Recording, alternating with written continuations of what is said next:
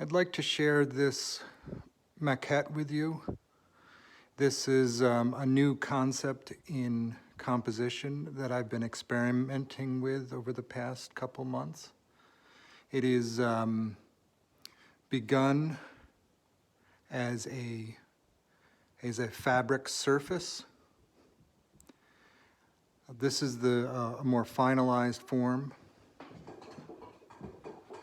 On this pedestal or modeling stand is the beginning of that composition or a similar composition in which they are flat, plane, curvilinear surface, convexities and concavities in a way that it reminds me of fabric being blown around. The figures will be found in here in their relationship, but this will be the initial mass conception, this thinner movement, linear movement, surface movement. It will eventually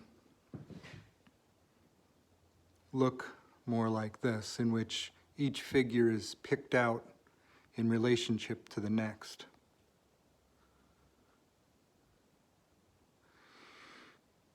Appropriately, this maquette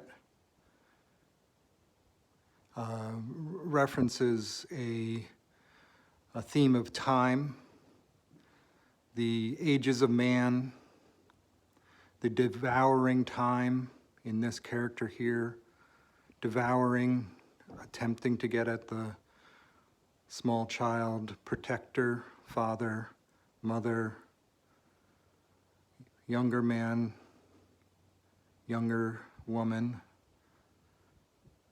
moving. In this, as you can see, the convex, you can see the concave in these, again, these very similar to the way this was constructed in that form.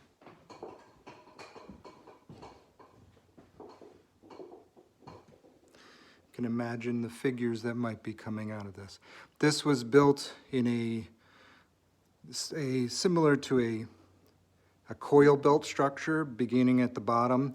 This clay is now harder or not quite leathery, but it can hold itself up. I use buttresses or armatures, external armatures, to hold it up as it dries. And then when this is firmed up, it will act as an internal armature, a dried clay armature for the more complex figurative. There's obviously no armature in this. It's all terracotta and can be fired. It's not quite done. The way I work the figures is through a series of drawing and then building. So it's a drawn form,